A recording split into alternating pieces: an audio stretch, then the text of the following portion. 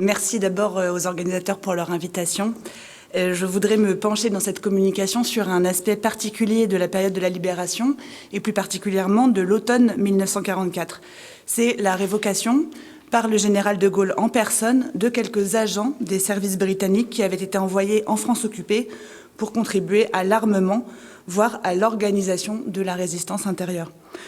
Au total, Français libres, Britanniques et Américains avaient envoyé au cours de la guerre plus de 3000 hommes derrière les lignes ennemies, parmi lesquels des agents, des équipes Jetburg et des groupes opérationnels de l'OSS, mais aussi des troupes régulières aéroportées, parachutées en unité, les SAS. Les officiers des renseignements retiendront ici mon attention. Ils ont été parachutés seuls ou en très petits groupes, en civil, avec pour mission de se fondre dans la société française et la résistance. Ils étaient donc les mieux à même de poursuivre une mission de renseignement dans les régions libérées, voire de constituer des contre-pouvoirs locaux. Qui plus est, si une grande partie d'entre eux avaient été parachutés à l'été 1944 seulement, d'autres, au contraire, avaient déjà passé de longs mois en France occupée au moment du débarquement.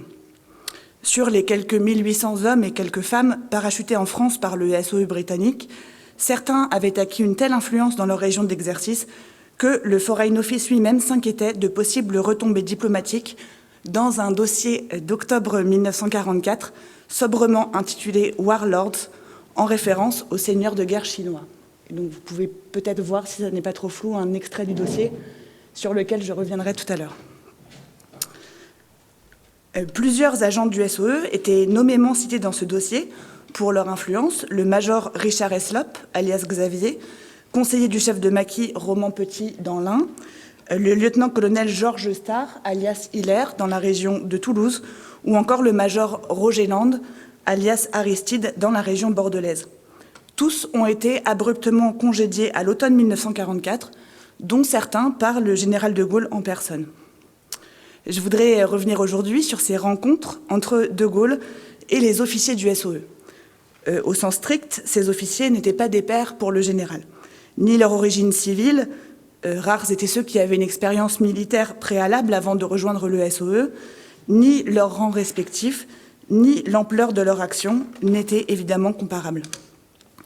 Pourtant, le général de Gaulle a choisi de les recevoir en personne pour les révoquer lui-même. À travers eux, il envoyait un message clair à ses pairs londoniens, qu'il s'agisse de la hiérarchie du SOE, du haut commandement interallié, le chef, ou même des décideurs britanniques et américains. Pour le général, pour ses services, pour le gouvernement provisoire, il en allait de la souveraineté nationale. Cet épisode révèle les limites de l'Alliance de part et d'autre. Si la coopération et l'aide apportée à la résistance avaient été bien réelles, chacun des alliés était toutefois bien conscient de son intérêt national et œuvrait pour lui-même en œuvrant pour l'Alliance. Je voudrais donc étudier ici plus avant cette éviction des envoyés alliés dans la résistance, en me demandant ce qu'elle représentait pour chacune des parties, comment elle s'était déroulée, mais aussi dans quel contexte et avec quelle postérité. Le moment de la libération, chacun le sait, a été aussi un moment d'incertitude multiple sur la transition des pouvoirs. Les lignes de fracture étaient en effet multiples. Chacun craignait, dans une certaine mesure, l'éventualité d'un coup de force de la résistance communiste. Mais les trois services de renseignement chargés des liens avec la résistance intérieure, le SOE britannique, l'OSS américain et le BCRA de la France libre, s'interrogeaient aussi sur la facilité avec laquelle les résistants de l'intérieur non communistes, devenus des FFI, rentreraient dans le rang au moment de la libération. Les Alliés, enfin, s'inquiétaient toujours de l'éventualité d'une dictature gaullienne. De son côté, le gouvernement provisoire s'inquiétait de la présence des agents alliés susceptibles de prendre part à ces luttes de pouvoir, voire d'imposer à la France son avenir politique. Rappelons que les gouvernements britanniques et américains n'avaient reconnu officiellement le gouvernement provisoire présidé par de Gaulle qu'en octobre 1944. Tous ces enjeux de pouvoir se rejouaient à échelle locale dans ce que Philippe Buton a appelé la France atomisée. L'exercice d'un pouvoir central était largement théorique au regard des difficultés de communication et des situations très diverses des territoires. Dans ce contexte, les agents britanniques et américains étaient considérés par une grande partie de la France combattante, donc par la résistance intérieure aussi bien que par le gouvernement provisoire, comme de puissants relais d'influence à échelle régionale. En octobre 1944, le SOE notait ainsi que l'unité des FFI était plus grande dans les zones où s'installaient les armées alliées, car la crainte d'une ingérence alliée fédérait les résistants, comme vous pouvez le voir sur la diapositive suivante.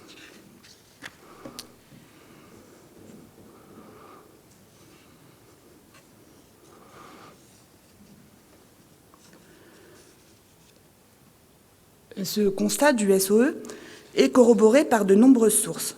Si les armées débarquées pouvaient inquiéter le gouvernement provisoire comme les instances de la résistance intérieure, il en allait de même des agents alliés disséminés sur le territoire.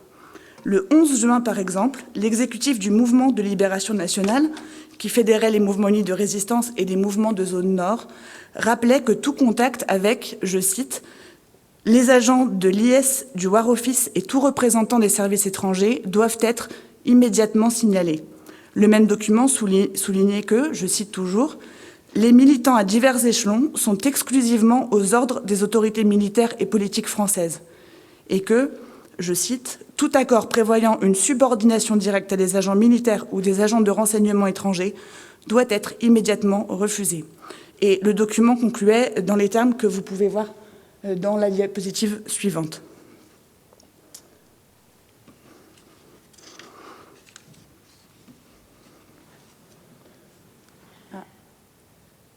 Vous n'aurez pas l'intégralité, parce que je crois qu'il y a un petit changement de mise en page.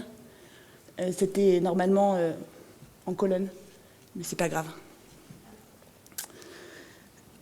Vous le remarquez, les envoyés du général de Gaulle signalaient eux aussi leur inquiétude. Vous pouvez le voir dans ce télégramme du 18 août 1944, envoyé par 2 délégués militaires régionaux. Naturellement, se joignaient à cette inquiétude les organisations de la résistance communiste, qui étaient sur ce plan à l'unisson, puisqu'elles se méfiaient, elles aussi, des plans britanniques et américains pour la France libérée. Force est donc de constater qu'en révoquant les agents britanniques qui croisèrent son chemin, le général de Gaulle répondait à des inquiétudes croissantes de la France combattante dans son ensemble, et pas uniquement du gouvernement provisoire. Au demeurant, ces craintes n'étaient pas toutes infondées. L'historiographie a certes fait justice de la volonté alliée d'administrer la France libérée, même si cette crainte contribua à souder la résistance au moment de la libération. En revanche, le maillage opéré par les services secrets alliés était, lui, bien réel et pouvait perdurer. Ces réseaux pouvaient avoir toute leur utilité à la libération, comme le soulignait à demi-mot un document du Foreign Office en date du 25 octobre 1944.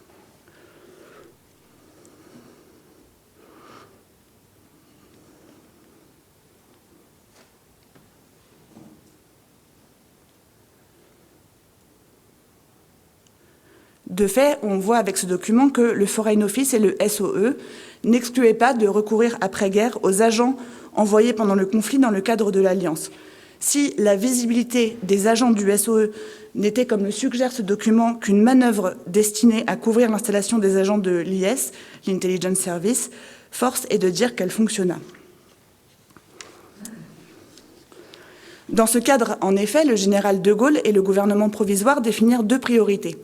Réaffirmer le contrôle sur les missions secrètes en France, qui relevaient théoriquement de l'état-major FFI, mais pour lesquels les Britanniques disposaient d'une grande latitude, et congédier au plus vite les agents influents, visiblement pour faire des exemples. En théorie, le général de Gaulle et ses services avaient remporté une victoire importante dans leurs négociations avec les Alliés, avec la création de l'état-major des forces françaises de l'intérieur, sous commandement français, intégré à la chaîne de commandement interallié, le chef, en mars 1944. L'état-major FFI, au terme de longues négociations, obtint en mai 1944 l'autorité sur toutes les missions envoyées en France métropolitaine, qu'elles fussent composées de Français libres ou d'Alliés. Cette indépendance restait toutefois largement symbolique. En pratique, en effet, la chaîne de commandement du chef dépossédait l'état-major FFI de ce contrôle. D'abord, l'état-major FFI rendait compte au haut commandement interallié. Mais surtout, comme vous pouvez le voir dans ce projet d'organigramme, et ce fut le cas par la suite, le SOE et l'OSS formèrent un état-major des forces spéciales, le SFHQ, qui assurait toutes les liaisons entre Londres et le territoire français. le SFHQ était placé dans la chaîne de commandement entre le général Koenig et le MFFI, et il gardait donc la main sur les parachutages d'hommes et de matériel. Comme le conclut l'historien Arthur Funk, pendant l'été crucial de 1944, le SFHQ exerça le vrai commandement sur les missions et le ravitaillement en France. Le transfert de prérogatives vers le MFFI avait été décidé au printemps, mais il fit l'objet de demandes réitérées de la part du général Koenig, au moins jusqu'au mois d'août 1944. Ce n'est que très progressivement que l'état-major FFI se débarrassa de l'écran que constituait le SFHQ. Ajoutons enfin que dans le sud de la France, il s'agissait dans le sud de la France pour les Alliés d'un autre théâtre d'opération, le théâtre d'opération méditerranéen. Et dans ce théâtre méditerranéen existait également un écran allié entre le commandement français des FFI et le terrain. Il s'agissait cette fois du SPOC, qui était l'équivalent méditerranéen du SFHQ. Si bien qu'à l'été 1944, le gouvernement provisoire se trouvait dans une situation pour le moins paradoxale. Il réclamait encore au 8 août davantage de missions alliées à destination de la France, mais au même moment, il s'employait à reprendre le contrôle de ces missions. En deçà des états-majors, le général de Gaulle savait que c'était sur le terrain qu'il fallait regagner ce contrôle. Dès le 15 juin 1944, il envoyait une lettre au général Koenig pour lui enjoindre d'interdire au FFI de répondre à des ordres étrangers. Lettre que vous pouvez voir sur la diapositive suivante. En tout cas, des extraits.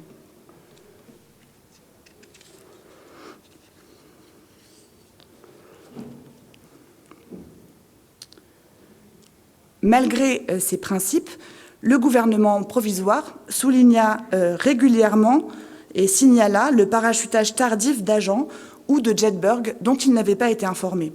C'était à chaque fois perçu comme une atteinte à la souveraineté nationale, en particulier quand il s'agissait de Français qui avaient accepté une mission pour le compte des Alliés, et surtout s'ils distribuaient des armes en l'absence de consignes françaises. Ces manquements aux accords entre alliés remontaient au sommet des gouvernements. Quant aux warlords britanniques, le général de Gaulle prit la peine de les congédier lui-même. Sans surprise, en septembre 1944, la liquidation administrative de l'état-major FFI commença par ses agents étrangers, même si l'état-major n'avait pas vocation à perdurer pour les Français non plus, puisque les FFI devaient soit rejoindre l'armée régulière, soit être démobilisés. En septembre 1944, cette liquidation était la seconde priorité de l'état-major FFI, juste après la continuation des combats FFI qui se poursuivaient dans le nord-est et le sud-ouest de la France. Le même mois, de Gaulle entreprit un tour de France qui, sans conteste, visait à incarner et affirmer le nouveau pouvoir central, alors même que les soubresauts de la libération et les difficultés de communication laissaient bien des régions françaises dans l'isolement.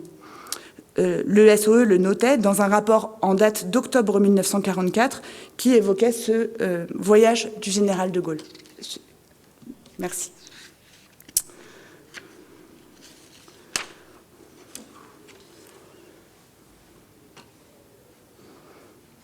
Au cours de son voyage, accompagné de son ministre de la Guerre André Diethelm, le chef du gouvernement provisoire signifia leur congé à tous les agents alliés que la résistance avait fait chef de guerre et qu'il trouva sur son chemin. Le 16 septembre 1944, arrivé à Toulouse, de Gaulle convoqua le lieutenant-colonel Georges Starr et lui intima l'ordre de rentrer au Royaume-Uni, ordre assorti d'après Starr d'un retentissant « Vous n'avez rien à faire dans ce pays ». Arrivé à Bordeaux le lendemain, 17 septembre, de Gaulle trouva la ville dirigée par un triumvirat constitué du major Roger Land, agent français du SOE, qui avait pour pseudo Aristide, du DMR Charles Gaillard, alias Triangle, et du commissaire régional de la République, Gaston Cusin. Reçu à la préfecture, de Gaulle aurait salué les maquisards de Land qui jalonnaient l'escalier en son honneur d'un « Que font ces hommes ici ?» Puis, d'après le rapport de Land lui-même, de Gaulle, je cite, « reçut Aristide très froidement et fit annuler son invitation au déjeuner officiel ». D'après Raymond Ruffin, de Gaulle se serait contenté de cette adresse. « Vous êtes officier britannique, votre mission est terminée, votre place n'est pas ici, mais à Londres ». Le SOE rapporte quant à lui que Diethelm en vint au mot avec le garde du corps de Roger Land et donna finalement à ce dernier 2 heures pour quitter le pays. Le SOE concluait dans son rapport, je cite, « Les principales charges à son encontre étant qu'il était anglais, qu'il avait pris trop de responsabilités et qu'il s'était fait trop aimer de ses hommes. » En effet, le soir où Roger Land fut congédié, 4000 FFI manifestèrent devant l'état-major où il officiait avec le DMR Triangle. Quant à Roger Land lui-même, il disparut après son entrevue avec De Gaulle. Il fit jouer ses contacts dans la résistance, se réfugia dans les Landes, où il continua à distribuer des armes, visiblement sans l'aval du SOE. Il fut vu à Bordeaux le 4 septembre et son retour à Londres n'est attesté que le 4 novembre. Le 18 septembre, enfin, le général de Gaulle se trouvait à Saintes et il y trouva l'agent Peter Lake aux côtés d'officiers français qu'il passait en revue. Le général reçut ensuite les officiers qui devaient lui être présentés personnellement. Lake attendit son tour 1 heure durant et vous en doutez, il fut reçu bon dernier. Vous pouvez voir sur la diapositive suivante le dialogue qui s'ensuivit avec le général de Gaulle qui provient du rapport de mission de Lake. Peut-être la précédente? Ah oui, c'est ça. Merci beaucoup.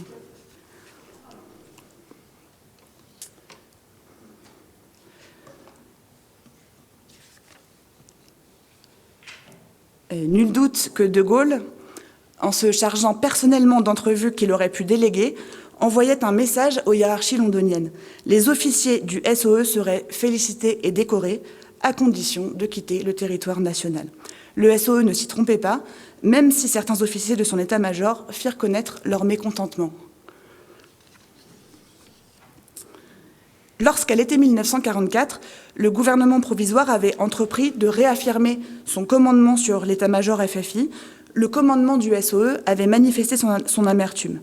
Mais il avait, dès juin 1944, recommandé à ses agents de faire profil bas et de rester sous couverture. La provocation n'était pas de mise.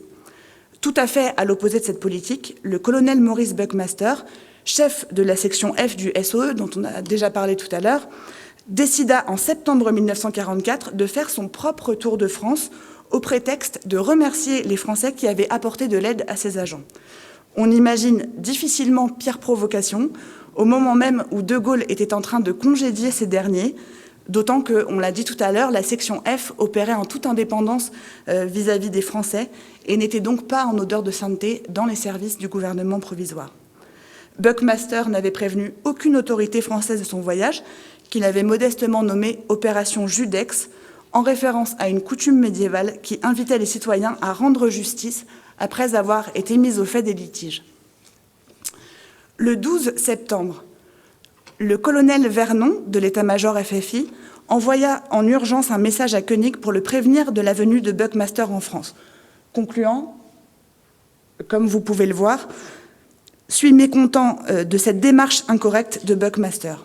Le 19 septembre, Koenig, placé devant le fait accompli, acceptait le voyage, mais flanquait Buckmaster d'un officier du BCRA et rappelait que seules les autorités françaises pouvaient statuer sur le sort des personnels relevant de l'état-major FFI et des civils qui les auraient aidés.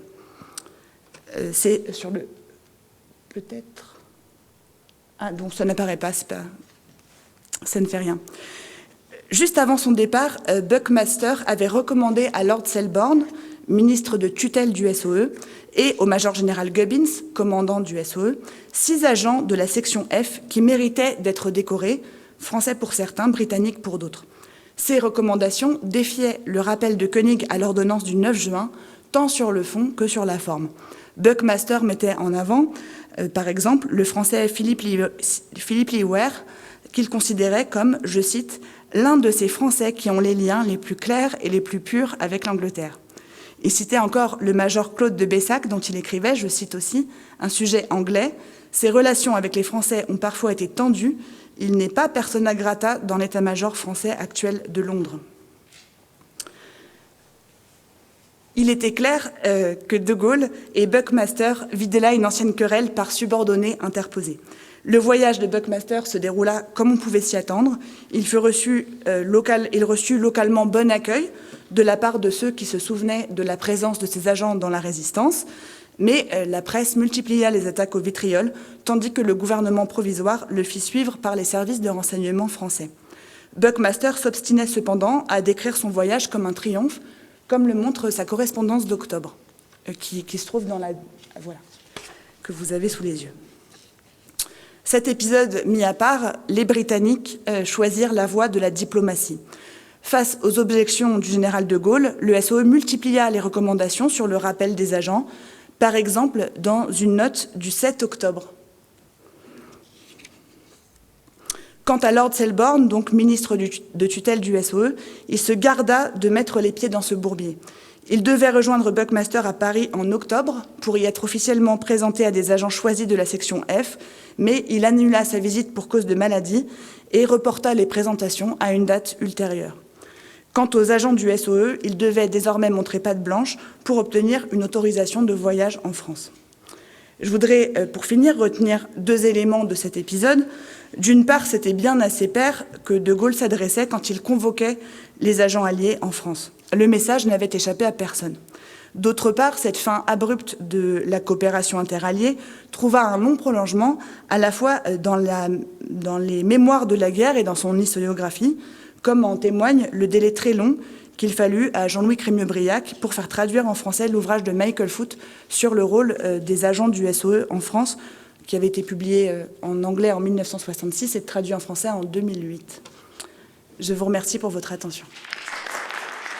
Et merci tout d'abord au SHD et à la Fondation Charles de Gaulle pour ce bel événement. Merci à Géraud Létang de m'avoir invité. Alors, de Gaulle et les chefs de l'OTAN, vaste sujet. Alors, il est assez tentant, quand on parle de Gaulle, de commencer par un bon mot du général, qui, dès lors qu'il s'agit de juger les hommes, ne manque en général pas d'humour. Je voudrais entamer ma présentation par une anecdote rapportée par Raymond Tournoux. On est le 16 mars 1967, alors que le quartier général du SHAPE, le grand quartier général des puissances alliées en Europe, se replie sur la Belgique. Un an après l'annonce du retrait français du commandement intégré, De Gaulle élève le général Lemnitzer, qui est alors le commandant suprême des forces alliées, le Secure, à la haute dignité de Grand Croix de la Légion d'honneur. Et après avoir porté un toast en l'honneur du général américain, De Gaulle bavarde avec lui en des termes familiers. Il dit « Avez-vous appris le français durant votre séjour ici ?»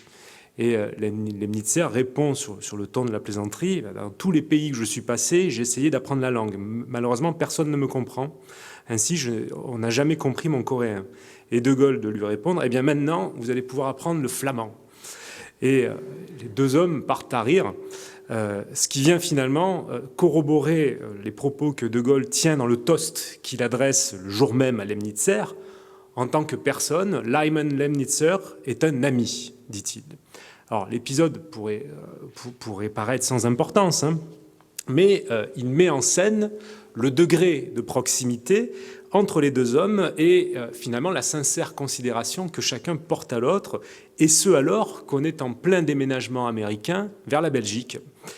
La période, deuxième moitié des années 60, est alors à la simplification des relations entre la France et l'OTAN, après des années d'apparente complexité. Alors je dis bien apparente, parce que les archives dont nous disposons aujourd'hui, les écrits dont nous disposons, je les disais, de l'OTAN, du SHD, du ministère des Affaires étrangères, montrent que, globalement, entre 1958 et 1969, la relation entre De Gaulle et les chefs militaires de l'OTAN est loin d'être mauvaise.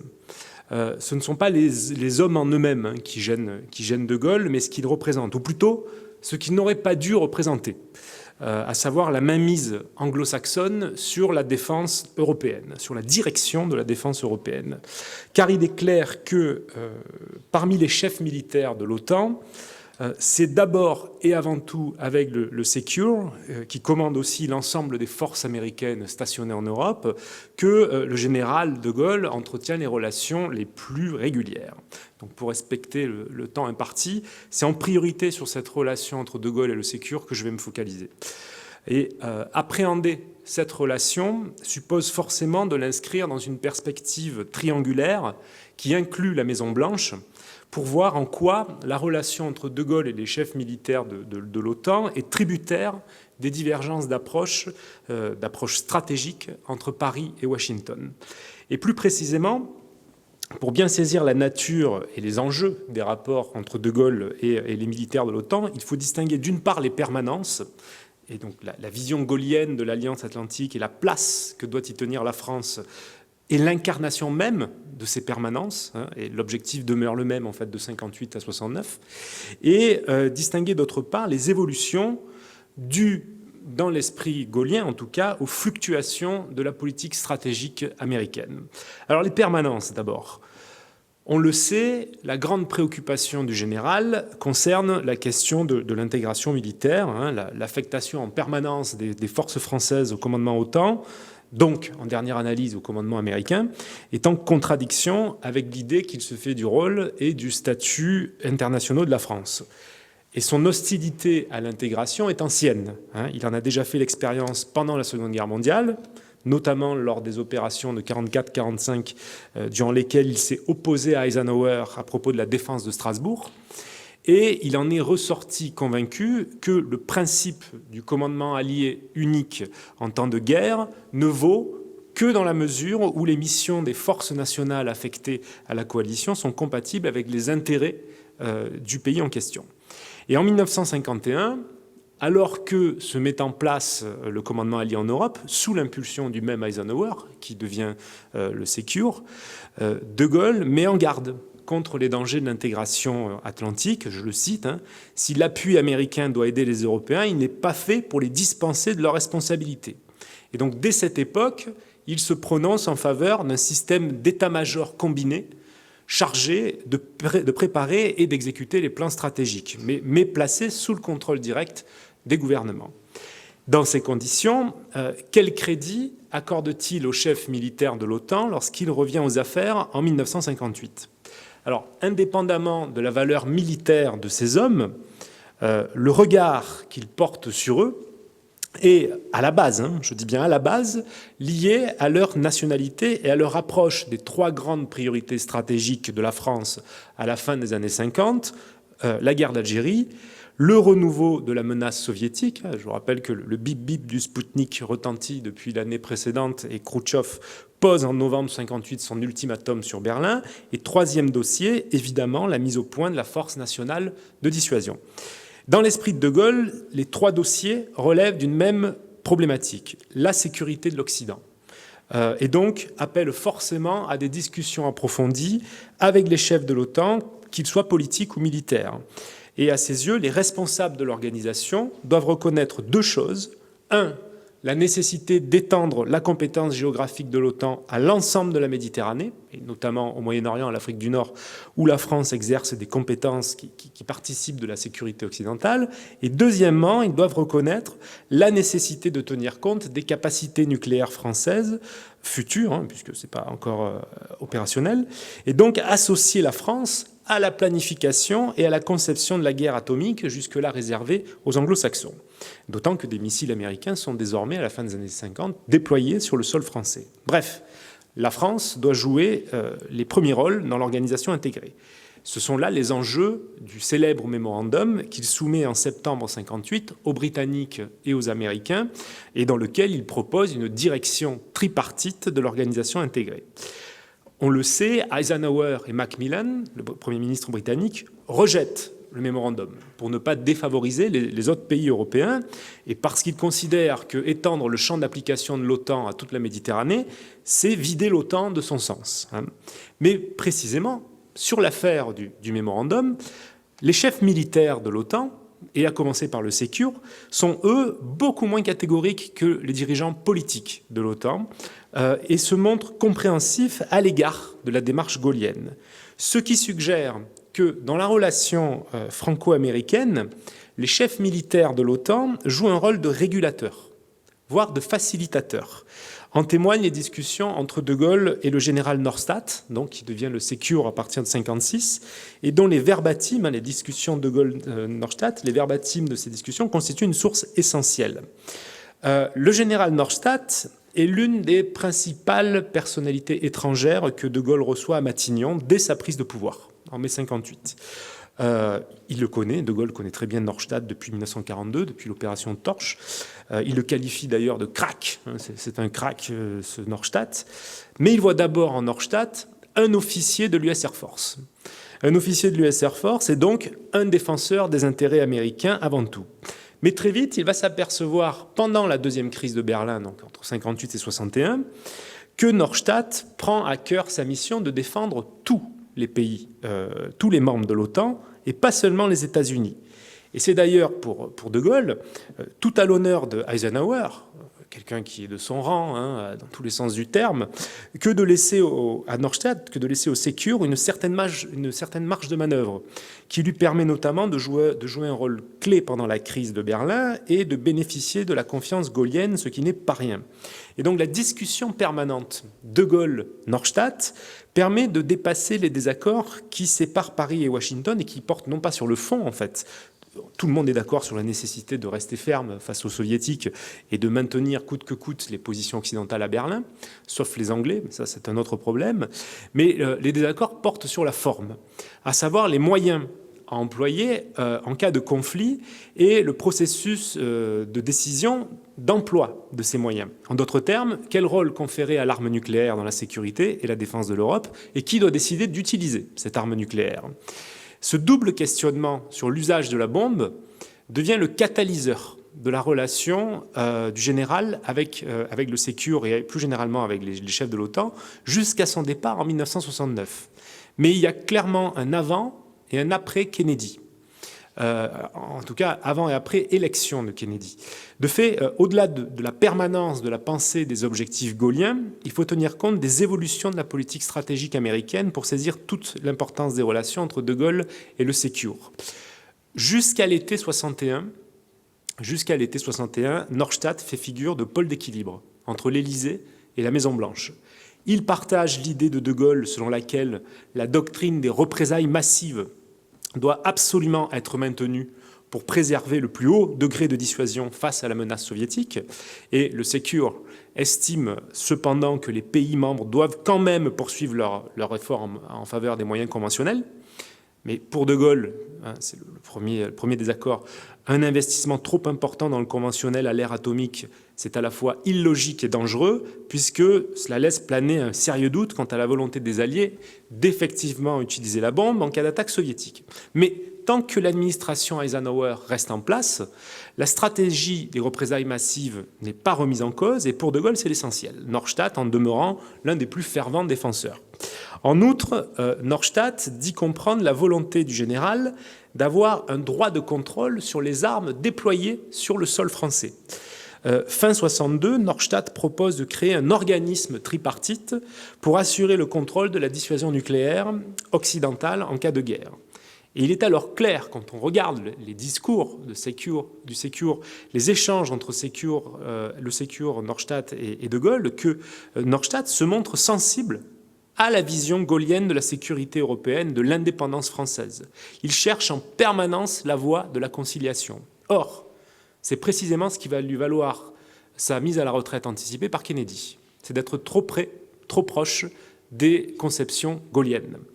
En effet, pendant la période qui s'étend de l'été 61 à l'automne 62, cette période est un tournant dans la relation triangulaire entre De Gaulle, la Maison-Blanche et le Secure. Une vraie solidarité se développe entre le président français De Gaulle et Norstadt, au fur et à mesure que s'assombrit la relation entre Norstadt et l'administration Kennedy.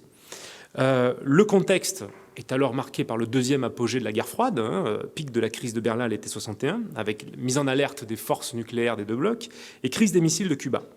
Et à ce moment-là, le débat sur l'équilibre des forces stratégiques et des forces conventionnelles atteint son paroxysme. Que se passe-t-il exactement au cours de cette période ?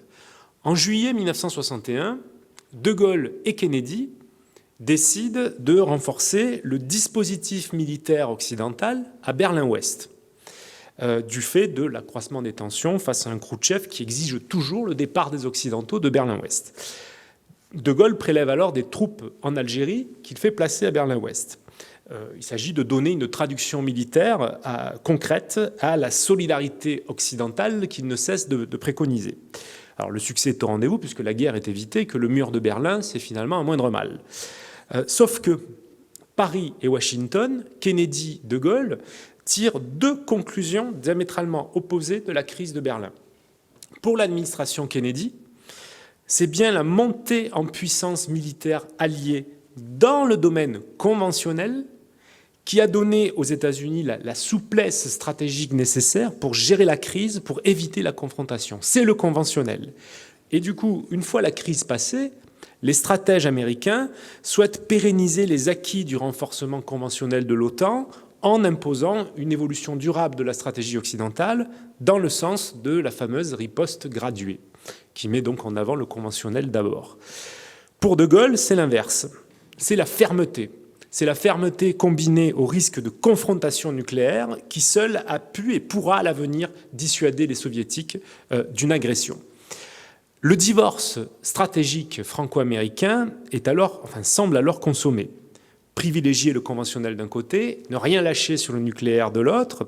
Et lorsque, en mai 62, Robert McNamara présente officiellement la doctrine des représailles graduées à Athènes, De Gaulle est bien décidé à se faire, lui, le promoteur des représailles massives auprès de tous ses alliés.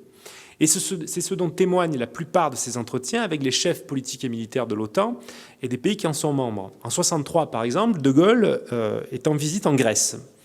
Il se rend à Thessalonique pour y passer en revue les troupes de l'armée grecque du Nord, déployées face à la Bulgarie et à la Yougoslavie, et il en profite à ce moment-là pour prôner auprès des militaires grecs la doctrine nucléaire française qui, contrairement à la doctrine américaine, assurerait, elle, la protection de la Grèce face au bloc communiste. Toutefois, jusqu'à l'été 62, Kennedy entend encore ménager le général et éviter l'opposition frontale en jouant sur les affinités militaires de De Gaulle. Donc en 61, il nomme ainsi ambassadeur des États-Unis à Paris le général James Gavin, héros de la campagne d'Afrique du Nord et du débarquement de juin 1944. Le général Gavin a clairement pour mission de rapprocher les points de vue français et américains. Il y arrive. Et si effectivement les relations entre De Gaulle et Gavin sont excellentes, c'est parce que Gavin donne tout simplement l'impression de s'être rallié aux conceptions stratégiques gaulliennes. Et il est clair que du côté des militaires américains, les représailles graduées sont en réalité loin de faire l'unanimité.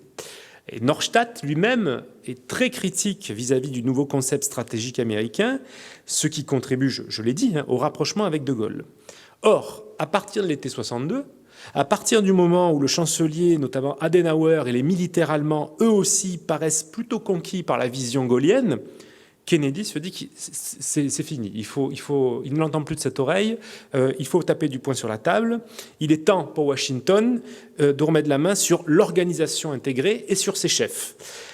Gavin est rappelé aux États-Unis. Norstadt est mis à la retraite et est remplacé par le général Lemnitzer. De Gaulle est furieux. Il est furieux des conditions de la nomination du nouveau Sécure, de Lemnitzer.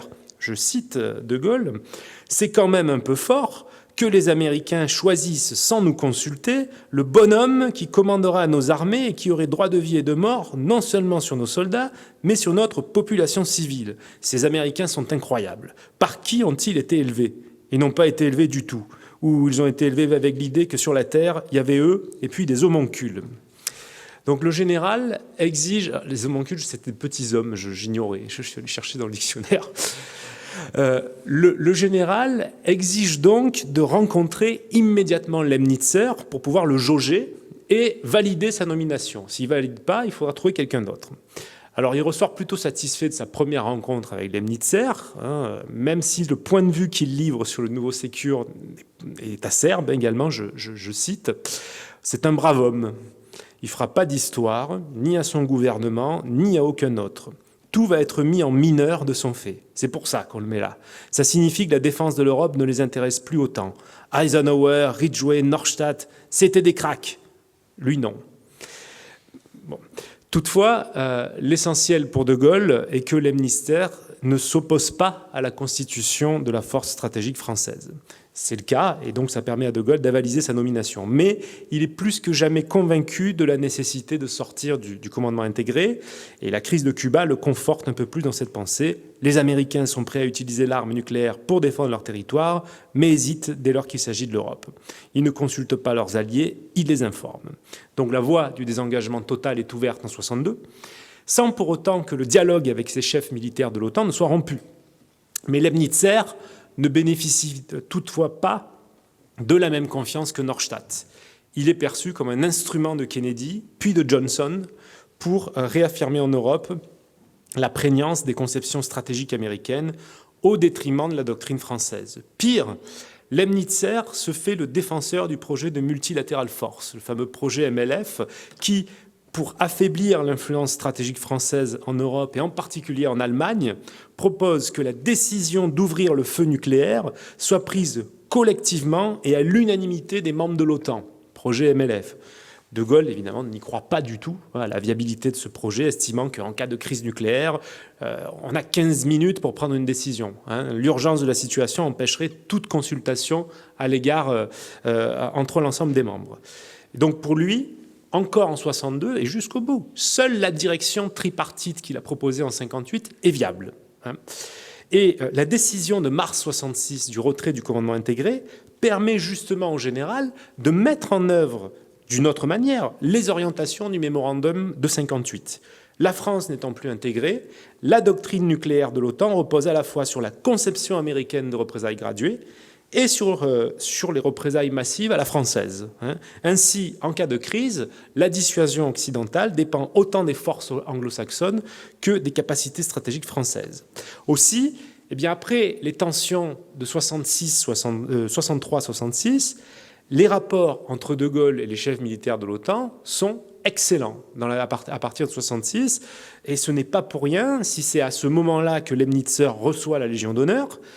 Les accords entre le Sécure et le chef d'état-major Charles Ailleret qui définissent le cadre de la coopération France-OTAN à partir de 67, les fameux accords Ailleret-Lemnitzer, sont le symbole de cette entente. De Gaulle lui-même s'implique dans la planification opérationnelle conjointe en cas de crise. Il s'entend avec le Sécure, il s'entend avec le général allemand Kielmansegg qui commande le Centre-Europe et avec le général américain commandant de la zone sud de l'Allemagne pour envisager l'intervention éventuelle de la France sous la forme d'une contre-attaque en Allemagne du Sud. Et lorsque survient la crise tchécoslovaque en août 68, le général Massu, qui est commandant en chef des forces françaises en Allemagne, est dithyrambique. Et dithyrambique quant à la coopération, quant à la qualité de la coopération avec les militaires alliés, notamment en Allemagne, et en particulier avec les Américains et avec les Allemands. De Gaulle est ravi. Ça prouve que l'intégration n'empêche pas la solidarité. Bien au contraire. On a le même cas en Méditerranée, où on a un partage des tâches qui est bien établi et un nombre d'exercices communs avec l'OTAN beaucoup plus nombreux qu'avant 1966. Et les années 70 ne contrediront en rien cette affirmation, puisque avec l'arrivée de Pompidou, les relations avec l'OTAN prennent un tour stratégique encore plus affirmé, puisque la coopération nucléaire franco-américaine se développe au fur et à mesure que la force de frappe française devient opérationnelle, et ce, alors même que les rapports politiques entre la France et l'OTAN s'assombrissent de nouveau dès 1972 du fait du désaccord entre Paris et Washington sur la façon de mener la détente Est-Ouest et les relations avec le monde arabe. On peut donc en conclure qu'en dépit de l'image que l'opinion a pu s'en faire, les relations entre le pouvoir politique français et les chefs militaires de l'OTAN sont devenues un modèle de coopération émancipé des affres de la vie diplomatique transatlantique. Il était donc clair pour De Gaulle que la coopération militaire n'était pas la continuité de la politique par d'autres moyens. Merci beaucoup. Au moment difficile de conclure, des conclusions, je pense que ce sera déjà honnête, les perspectives, on va voir. Il me semble que donc ces débats ont été très riches parce qu'il y a une multiplicité d'approches et pourtant on est retombé assez régulièrement sur une série de thèmes de configuration, ce qui fait que globalement j'ai listé 4 ou 5 remarques rapides justement que je voulais faire, mais qui s'appuieront en fait sur l'ensemble des sessions. La première, c'est finalement la problématique de départ. De Gaulle et ses pairs. Ce qui nous est apparu, il me semble, en permanence, que ce soit au sujet du De Gaulle des années 30, au sujet du De Gaulle même plus tard, c'est sa volonté de se situer à la fois dedans et dehors. Il faut peut-être imaginer que la carrière du De Gaulle des années 20 et des années 30 est en fait profondément atypique et qu'il a joué un rôle un petit peu de caillou dans la chaussure finalement de l'état-major en professant des théories sans doute iconoclastes, donc en étant en dehors et en étant en même temps à l'intérieur du système. Et finalement, ce côté dedans-dehors le rend sans doute difficilement appréhendable par les autres officiers de sa génération. Son parcours a sans doute peu d'équivalent et finalement donne un petit peu de mal à l'appréhender. Peut-être que lui-même, ça marque également son positionnement vis-à-vis de ses pairs militaires, puisqu'il a à la fois un attachement viscéral, une vocation jamais mise en cause, une vocation évidente justement pour l'armée, et en même temps du mal à se situer véritablement dans le corps militaire. Le second point, c'est l'idée que De Gaulle a eu très précocement une action de conférencier, d'enseignant, et très tôt finalement considéré que former, préparer, en particulier préparer les élites, c'était finalement un enjeu essentiel pour faire bouger l'armée. C'est son côté théoricien. C'est l'idée que, dans une certaine mesure, l'armée a besoin d'armes intellectuelles et que cette armée intellectuelle, évidemment, il en sera un des fers de lance. On retrouve un certain nombre, finalement, de lignes de force, qu'il s'agisse effectivement du De Gaulle conférencier qui était évoqué ce matin, qu'il s'agisse de sa relation de long terme avec l'école de guerre. La communication de Philippe Vial était extrêmement importante parce qu'on voit qu'il y a véritablement, une volonté, un attachement fort à l'école de guerre, que dès les années 30, en fait, De Gaulle tente d'y entrer, que ça va d'ailleurs être l'un de ses échecs, mais que cette permanence dans la tentation gaulienne prouve bien qu'il a l'impression que c'est un petit peu le cœur du réacteur, ou en tout cas que c'est un lieu d'influence. Et puis, il y a cette possibilité, en quelque part, de mettre ses idées, ses conceptions en application à travers l'école des cadets, qui a été illustrée par la communication de Morgan Barret. On voit bien, ce qui est très important, cette communication, que cette école des cadets elle vise à mettre en œuvre certaines théories et en tout cas une certaine vision. Donc quelque part, cette volonté d'être un maître à penser, ou en tout cas un théoricien qui compte, justement, elle est importante chez De Gaulle. Mais, justement, troisième point, peut-être que cela marque profondément la manière dont il est perçu par ses pairs. J'ai été sensible à la communication du colonel Bourcard sur De Gaulle et Delestraint. Si on oppose le parcours de Gaulle à celui de Delestraint, on a d'un côté De Gaulle qui théorise finalement l'usage des blindés avant même de connaître le moindre commandement, et Delestraint qui, au contraire, justement, lui, va avoir une carrière opérationnelle, tout en étant paradoxalement peu théoricien, ou alors en faisant une œuvre théorique interne, en quelque sorte, à l'armée. Ce côté profondément théoricien de Gaulle, le fait qu'il est essayiste, le fait qu'il a des liens également avec le monde politique, le rend sans doute un petit peu atypique et pas forcément, il faut bien le dire, très apprécié chez les généraux, chez les officiers généraux, puisque c'est un profil qui a sans doute peu d'équivalent. Philippe Vial, sans doute, le dirait mieux que moi, mais cette position à la charnière du politique et du militaire, qu'il renforce en plus au Conseil supérieur de la défense nationale, ça en fait sans doute, quelqu'un qui est à la fois un peu malaisé pour l'armée, qui est en même temps incontournable. Tout le fait qu'effectivement, il est à la fois, il nourrit sans doute le sentiment d'être marginalisé par le corps militaire. Il le dit d'ailleurs, il l'écrit à Reynaud en 40, « Les hommes d'autrefois me redoutent parce qu'ils savent que j'ai raison et que je possède le dynamisme nécessaire pour leur forcer la main. » Bref, il se vit en quelque sorte, sans doute, effectivement, comme quelqu'un de profondément marginalisé. Mais l'est-il tant que ça? Ses qualités intellectuelles et théoriques sont reconnues et sont même assez largement reconnu par rapport à quelqu'un justement qui est aussi peu dans la ligne. Il n'a aucun mal à entrer au Chem en 1937, alors que d'autres officiers généraux, à la carrière plus tard importante, n'ont pas été retenus. Sur le commandement, ce sera mon avant-dernier point. Je dirais qu'il y a 2 mots qui me semblent importants. Le premier, c'est le terme de confiance, tout simplement. C'est-à-dire que cette notion de confiance directe, justement, que De Gaulle peut nouer avec certains, est essentielle, absolument essentielle dans le commandement, sachant que, bien évidemment, l'avers de tout cela, c'est la défiance qu'il va nouer avec certains militaires.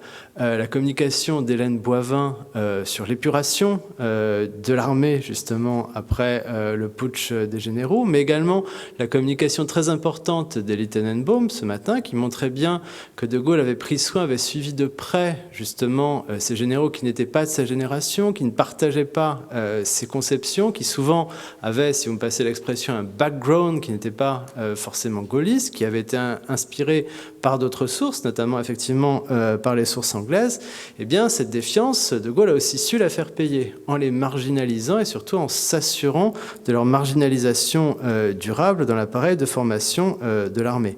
Par contre, les pairs, c'est ceux qui ont la confiance de Gaulle. Eyret et Fourquet, ces 2 chefs d'état-major, c'est des hommes qui ont tenu lors du putsch des généraux, et je dirais c'est aussi ceux qui partagent sa vision. Si De Gaulle, effectivement, se heurte sans doute à ces gens qui lui reprochent d'avoir 4 ou 5 guerres de retard, il a une vision qui n'est pas forcément très opérationnelle, mais il a une vision qui est toujours globale. Et effectivement, finalement, la dissuasion, c'est une espèce de refonte totalement globale du système de défense. On y adhère ou on n'y adhère pas. Mais De Gaulle prend soin finalement de n'accorder sa confiance qu'à ceux qui ont la capacité à y adhérer. D'où finalement l'idée que ces pairs, c'est aussi forcément des militaires intellectuels, des militaires qui ne sont pas forcément dans l'opérationnel, mais qui sont également au-dessus de l'opérationnel, ou en tout cas qui essayent de se situer au-dessus de l'opérationnel, et qui ont toujours ce souci justement de développer une vision propre. Et effectivement, peut-être que justement les vrais pairs militaires de Gaulle, ce sont les cracks dont on parlait à l'instant.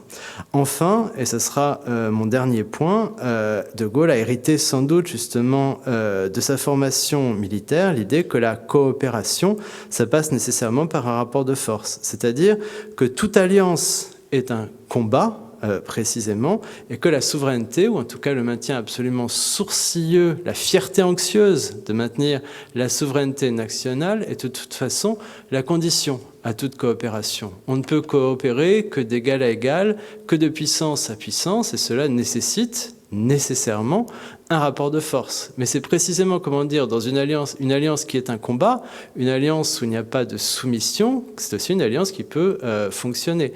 L'alliance avec les Américains est effectivement, Dieu sait combien, conflictuelle, mais il faut aussi se souvenir qu'au moment de la crise de Cuba, De Gaulle est l'allié le plus fidèle, le plus direct. Le seul qui, contrairement à Londres, ne demande pas de preuves, justement, avant d'apporter un soutien inconditionnel aux États-Unis pour, évidemment, le règlement de la crise de Cuba. Restent finalement quelques pistes. L'idée peut-être qu'il y a une carrière fantôme que De Gaulle n'a pas menée en tant que militaire au sein de l'armée, qu'il a menée en tant que chef de l'État, en s'intéressant énormément à l'enseignement militaire et à sa refonte, en restant fondamentalement un théoricien militaire, même une fois président.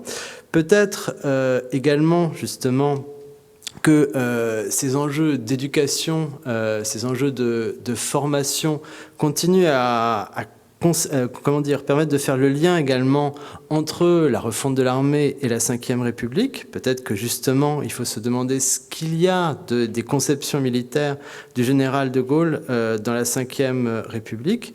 Et puis, peut-être précisément enfin, réfléchir sur le leadership de Gaulle, sur sa capacité à incarner le chef. Et je serais tenté de dire que peut-être que la définition la plus définitive, on la trouve dans Vers l'armée de métier. Dans ce dernier chapitre que citait Hervé Guémard, donc ce matin, s'élever au-dessus de soi pour dominer les autres et par là même les éléments. C'est peut-être ça, justement, qui résume le mieux, en tout cas, pour l'instant des quelques et nombreuses pistes qui ont été tracées par cette journée. Vis-à-vis de ses pairs militaires, de Gaulle a sans cesse tenté de s'élever au-dessus, de lui-même, d'où peut-être cette attitude de roi en exil, du coup de dominer d'une certaine manière ou d'une autre les autres, peu de pairs finalement qu'il ait traités d'égal à égal, peu de maîtres, Maillère, peut-être dans une certaine mesure de l'estreint, la piste me semble en tout cas assez prometteuse et intéressante, et par là même dominer les événements. Il me reste à espérer évidemment que les nombreuses pistes qui ont été dressées aujourd'hui nourriront un séminaire, un programme de recherche qu'on pourra décliner par exemple aux différentes armées, que peut-être qu'aussi une étude de certaines relations bilatérales, par exemple une relation entre De Gaulle et la relation entre De Gaulle et Fourquet, puisqu'il va y avoir un colloque évidemment De Gaulle et Ayret, mais la relation entre De Gaulle et Fourquet mériterait d'être creusée. Et bref, il me reste à espérer qu'on est au début, justement, d'une collaboration fructueuse entre le SHD et la Fondation Charles de Gaulle, mais aussi l'ensemble des chercheurs que le sujet intéresse. Et il me reste enfin surtout à vous dire la joie que j'ai eue d'être avec vous aujourd'hui et donc à vous remercier pour l'ensemble de ces communications. Merci.